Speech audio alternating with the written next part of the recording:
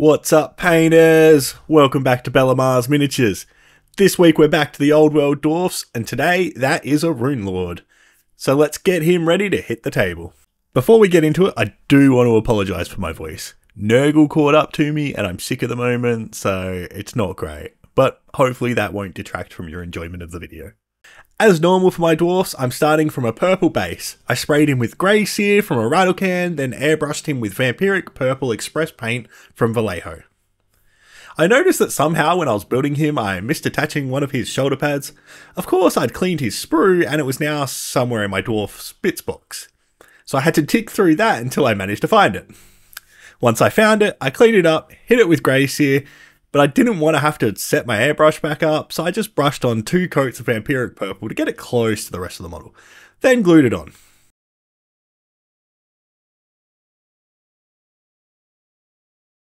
Right, now we've dealt with that, we can get to the part you're here for, the painting. I started with gunmetal and blocked it in all the armour and the weapon. I chose gunmetal instead of the plate mail I've been normally using for my dwarves because I wanted to have that bit more room for highlighting since he's a hero in the army.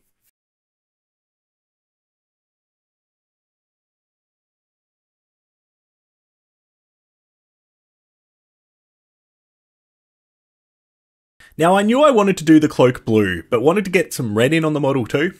So I broke out Flesh Terror's red and did a mix of about 1 part Flesh Terror's red and 2 parts contrast medium, and I applied this over some of the armour. My plan was for this to give a red metallic look, but Flesh Terror's red was very clearly the wrong red to get that look. However, I realised I actually really liked the way it ended up looking, so I decided to stick with it and change my plans.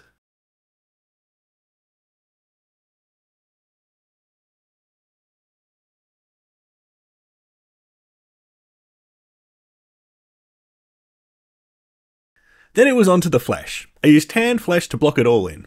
I made an effort to leave the purple showing between the fingers and in the deepest shadows. I've been liking the purple shadows on my dwarfs, but I need to make more of an effort to let the original purple base coat show through instead of coming back in with a purple shade later.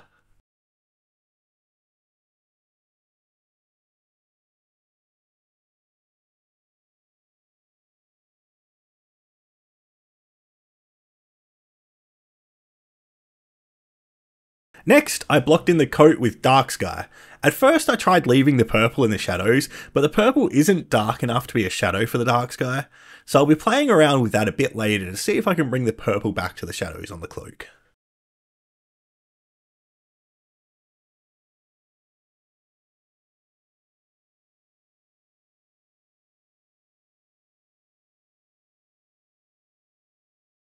Now it's time for the beard, and this is a part I'd been looking forward to.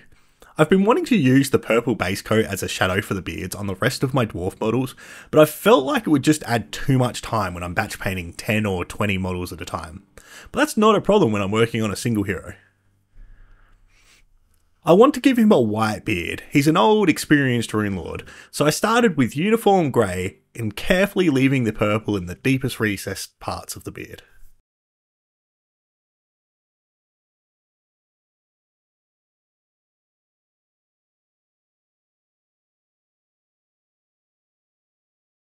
Then I used a 50-50 mix of uniform grey and white to start picking out the highlights. I'm building up from the uniform grey step, working inside the areas I've already painted and making sure to leave the uniform grey showing to just build that gradient up nicely.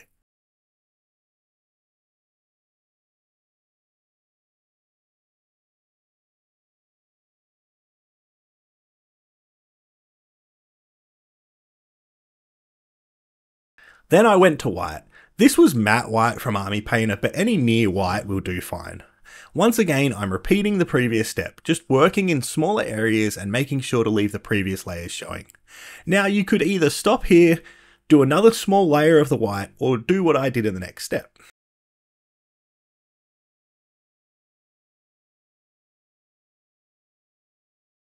And that is to break out bold titanium white from Pro Acryl for the final highlight. I'm looking to pick out the highest edges to just finish the highlight. If you don't have bold titanium white, this step is definitely skippable. I'm happy with how the beard came out, I think it looks great, but it did take me around 30 minutes. I just don't think it's worth doing when I'm batch painting units. I'm sure I'd get quicker at doing it as I did it more, but it's just a lot of time to add when I'm doing it across a full unit. Though I will have to go back and check my previous videos for how long the beards currently take me. Maybe it won't be that much time to add.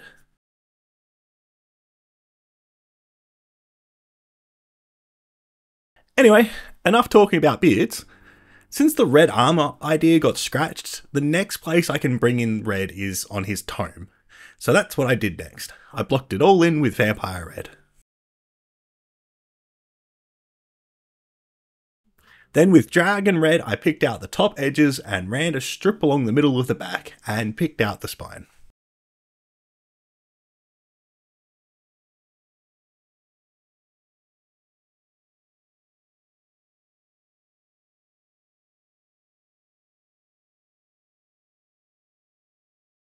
Then the pure red step was the same as always, just worked in smaller areas, leaving that gradient showing.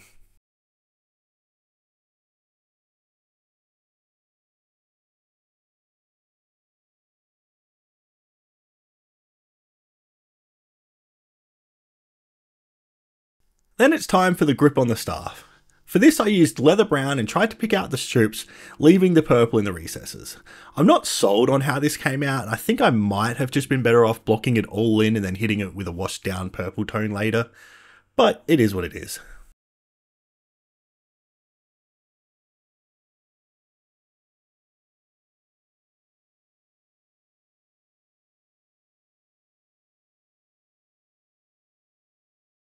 To try and get some purple into the shadows for the cloak, I grabbed Vampiric Purple and carefully applied it to the deepest folds of the cloak and on the inside of the cloak. It didn't really give the purple tone I was looking for, but it was worth a shot.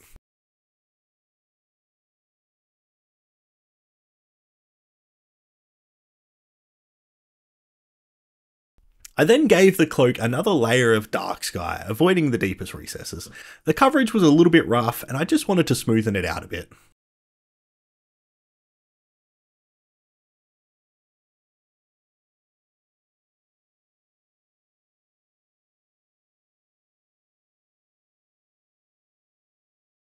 Then with a 50-50 mix of dark sky and deep blue, I started to build on those highlights. I work around the cloak, picking out all the folds and any parts I feel the light would be hitting. Sometimes I find cloaks a bit tricky for highlighting because it's not just the raised folds that you want to hit, there are often parts that aren't raised that wouldn't be in shadow either. So just take your time, sit it under your lamp if you need to, and work out where you want those highlights.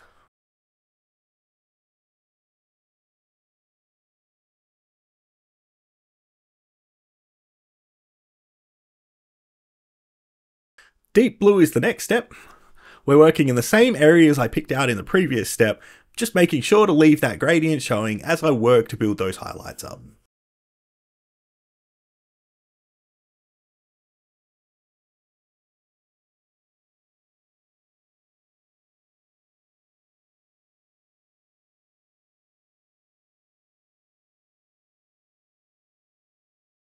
A 50-50 mix of deep blue and ultramarine blue is the next step. This is the second last highlight, so I'm working in pretty small areas at this stage. I also do some scratchy highlights along the bottom of the cloak, just on the parts that would be getting hit by light. This helps create a bit of a texture, but stops the highlight being too jarring.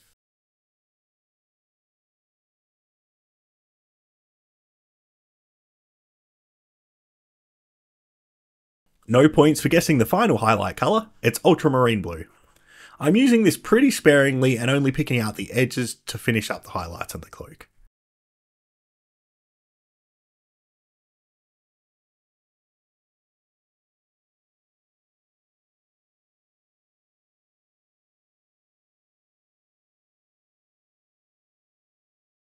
We're over halfway through now, and I'm pretty happy with how he's coming along. Let's continue with the highlights.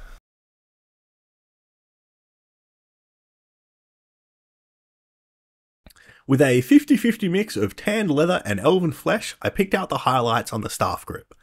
The staff is angled forwards a bit, so I felt like the highlights should be along the back of the staff, so that's where I picked them out.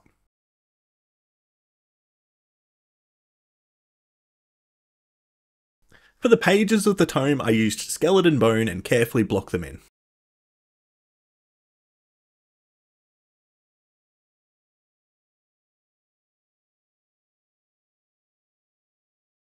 Time to highlight the flesh. I start with a mix of Barbarian Flesh and Tanned Flesh. I leave the parts of the arms that are facing downwards, but other than that I hit the rest of the skin.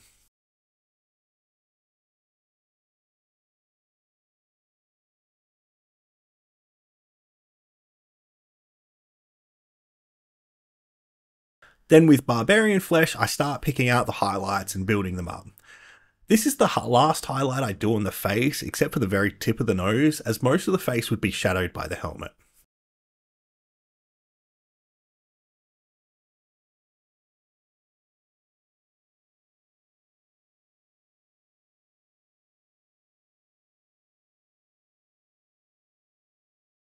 Then it's a layer of Barbarian Flesh and Elven Flesh. I'm just looking to pick out the top of the muscles, the hands, the fingers, the knuckles, that sort of thing.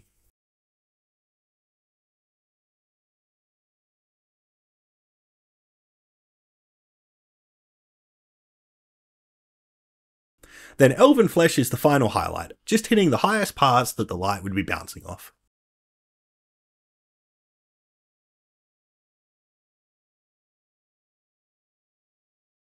It's finally time to block in the last colour. Well, other than the tactical rock, but we're ignoring that for the moment. And that colour's Hammered Copper. The reason I left this so long is because there are gold parts on top of so many different colours here, and I just felt it was better to do all those colours and finish them first before bringing the gold in. This does mean I have to be very careful when doing the Hammered Copper, which is why it ended up actually being the longest step for this model. I picked out the lightning bolt symbols on the armour and helmet, the rounded parts of the shoulder pads, and the runes on the shoulder pads with Hammered Copper. But all three of those things I think are entirely optional, and you could leave them as the previous colours if you'd rather.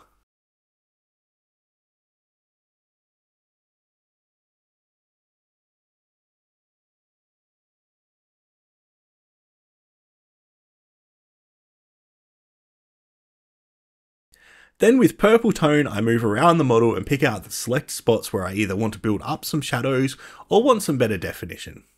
The bottom of the hammerhead, the idols and the beard and on the staff handle, and the downward facing parts of the arms are all spots I hit with just a bit of purple tone.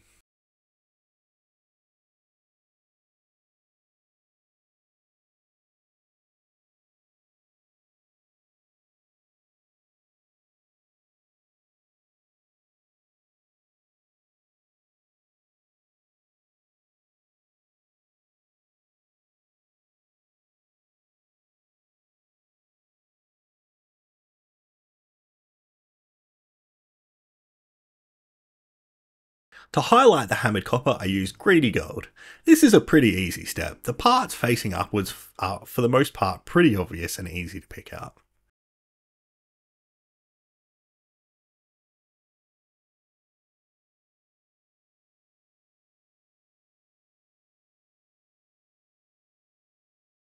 Then it's time to start highlighting the silver metal.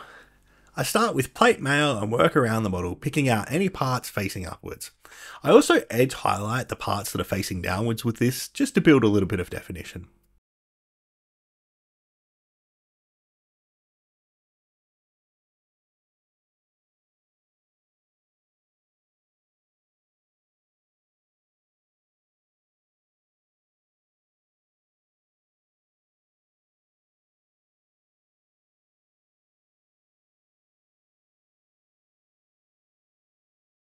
Then with Shining Silver, I edge highlight all the parts that are facing upwards. I also edge highlight the brownish, reddish armor parts. What colour would you call that armor? It's definitely not the red I was looking for, but I have no idea what to call it. Either way, I like the colour, and edged highlight with Shining Silver. We don't really need to know what to call it.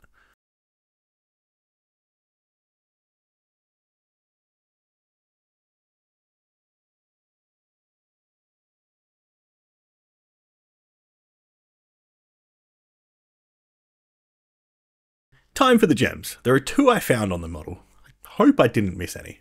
One is on his beard and one's on the dangly bits on the back of his hammer. For the longest time I was too intimidated to even attempt painting gems properly and would just hit them with a single colour and be done with it. But then when I finally actually gave it a shot, I was shocked by how quick and easy they are, and they look so good when you do it. With just a little bit of brush control, you can have awesome looking gems. If you found yourself also being too intimidated to try doing gems in the past, I'd suggest just giving it a shot. It's far easier than it looks, and you'll have amazing looking gems after only a couple of practice goes. And once you've worked it out, you'll have no problem getting them right every time in the future.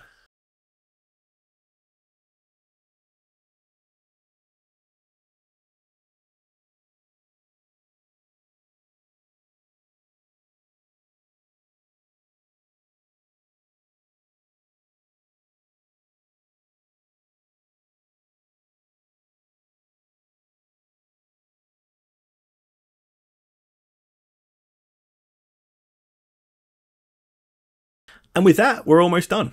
It's time to do the tactical rock. I blocked it all in with Necromancer Cloak to start with. Then with Uniform Grey, I blocked in most of the rock, avoiding the recesses and the shadows.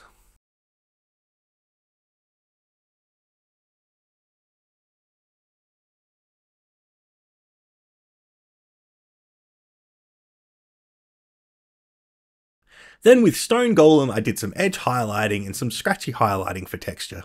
When I was doing this and recording this audio, I hadn't done the marble base yet, so I'm not 100% sure if this rock will look okay when he's on the base, so I may end up changing it. I guess you'll see in the photos if I do.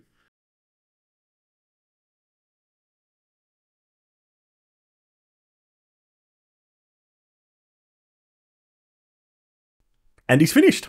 I'm happy with how he's come out, and I'm excited to have the first hero for my dwarfs done and ready to hit the table. The only part I'm not totally sure about is the staff grip. It's okay, but I'm not completely sold on it. I think it's good enough that I won't be going back to change it, but it's the one part that I feel just lets down the model a little bit. Thank you for watching, and I hope you've enjoyed the video and have gained some ideas for your own dwarfs. If you want to keep up with my journey to get my old world dwarf army ready for the table, then hit the subscribe button. And if you've hung around this long, you might as well hit that like button too. See you in the next video.